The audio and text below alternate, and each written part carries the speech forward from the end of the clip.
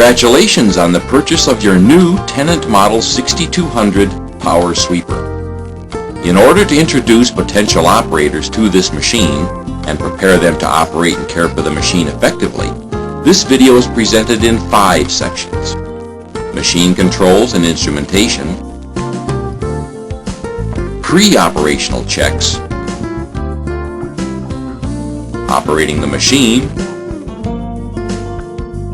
emptying and cleaning the machine, post-operational checks, machine controls and instrumentation.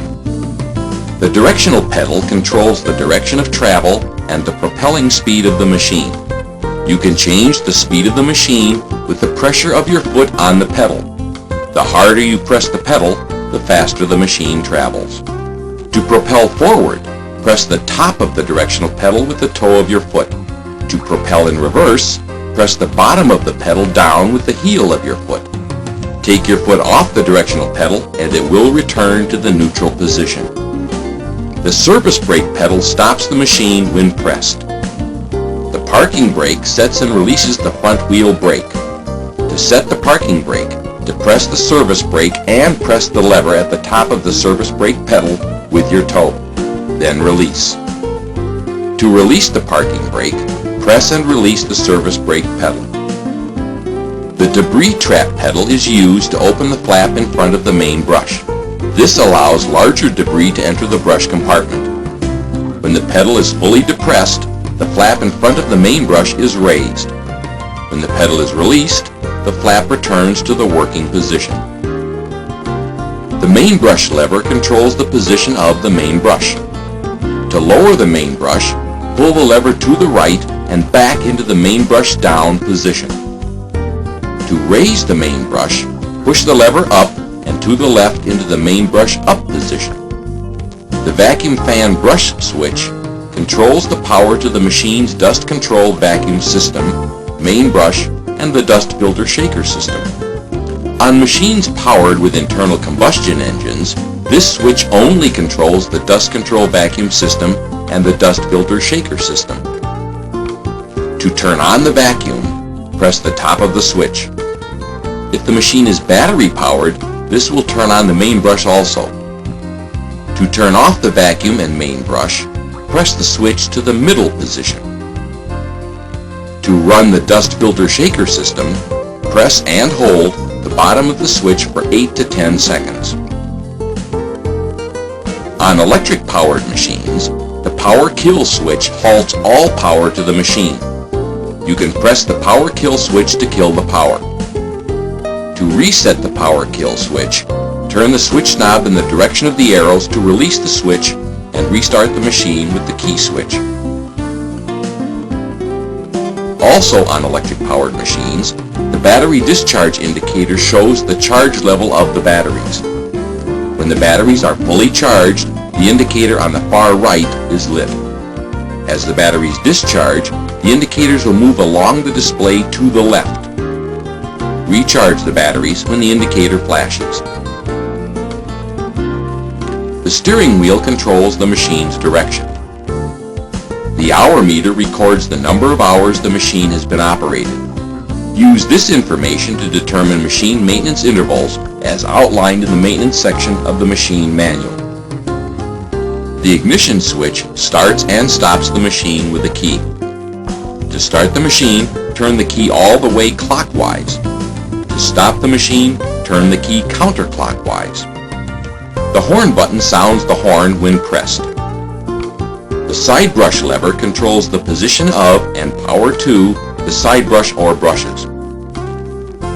To lower the side brush and turn it on, pull the lever left and forward into the side brush down and on position. If the vacuum or vacuum main brush switch is on, the side brush will automatically start rotating. To raise the side brush and turn it off, pull the lever back and to the right into the side brush up and off position. The optional operating and hazard lights switch powers on and off the headlight and the hazard light. To turn on the optional operating light, press the top of the switch. To turn on the optional operating and hazard lights, press the bottom of the switch. To turn off all lights, return the switch to the middle position. The circuit breakers are resettable electrical circuit protection devices. Their design stops the flow of current in the event of a circuit overload. Once a circuit breaker is tripped, it must be reset manually. To reset, press the reset button after the breaker has cooled down. If the circuit breaker trips again, contact qualified service personnel. Please note, on electric-powered machines, the operator seat has a safety switch that stops the machine from being powered up unless the operator is sitting in the operator's seat. The hopper is located in the rear of the machine.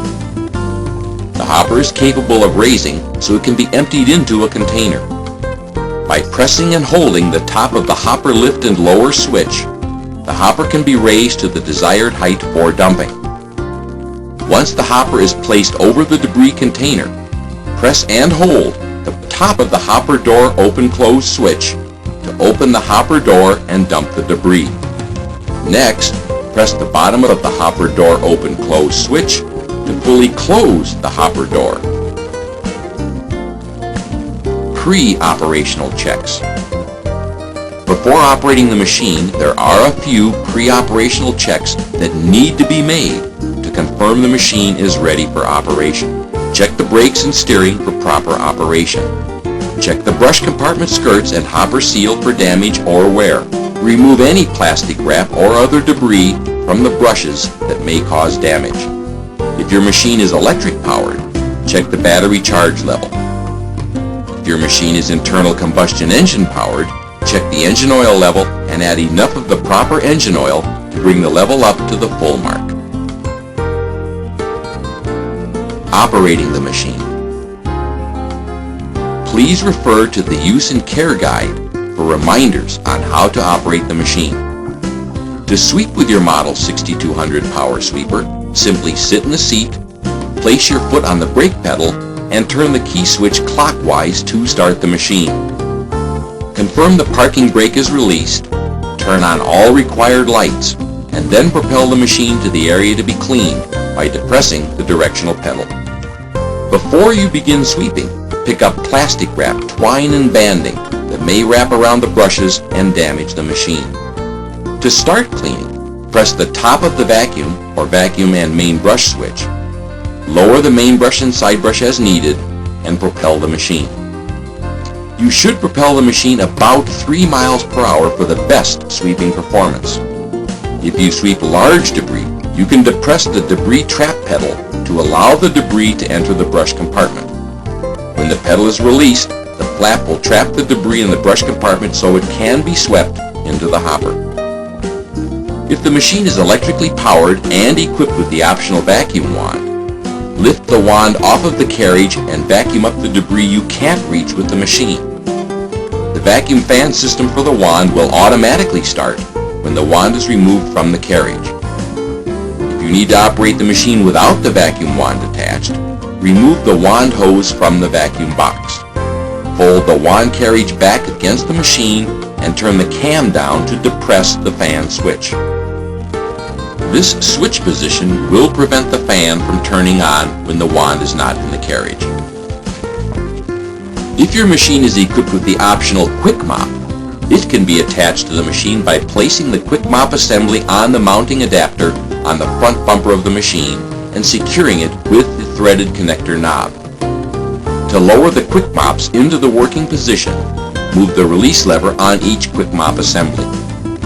To raise the Quick Mops, lift each Quick Mop until it is latched into the up and locked position. To stop cleaning, press the bottom of the vacuum or vacuum and main brush switch to turn off the vacuum fan. Hold the switch for 8 to 10 seconds to activate the filter shaker system. Lift the main brush and side brush with the brush lift levers. Propel the machine to the cleanup area, turn off all lights and the machine, then set the parking brake. Emptying and cleaning the machine. First, position the machine near the debris container or area where you will empty the hopper. Press and hold the top of the hopper lift and lower switch to raise the hopper to the desired height. position the machine over the container, then press and hold the top of the hopper door switch to open the door and empty the hopper.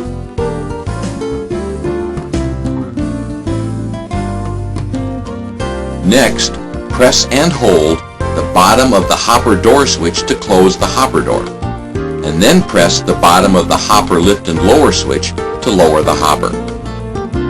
Note, anytime you will be working around the machine with the hopper raised, you must deploy the safety brace. To deploy the safety brace with the hopper fully raised, you must reach from the operator's compartment in order to grasp and move the brace into place on top of the hopper lift and lower hydraulic cylinder. To store the safety brace and lower the hopper, you must first raise the hopper to its fully raised position. Then, reaching from the operator's compartment, grasp and move the brace to the stored position.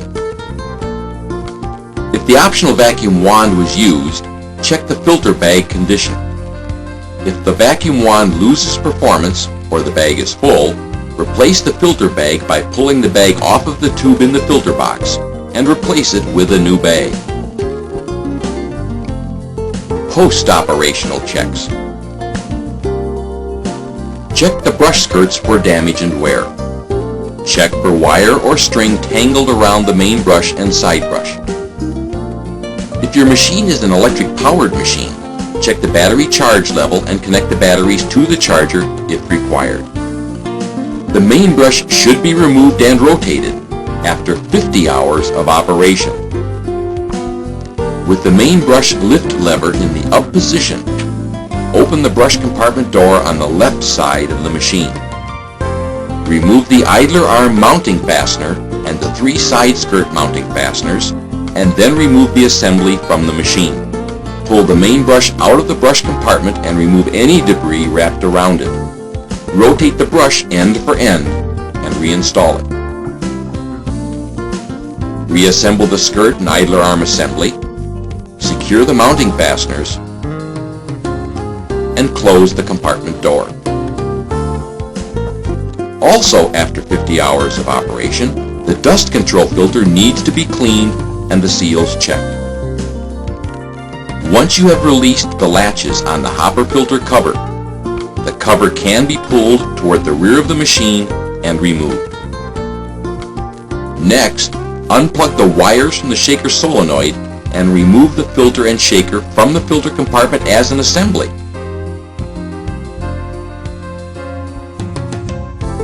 Inspect the filter condition and filter seals for damage. Reinstall the filter and shaker assembly. Reconnect the wires to the shaker.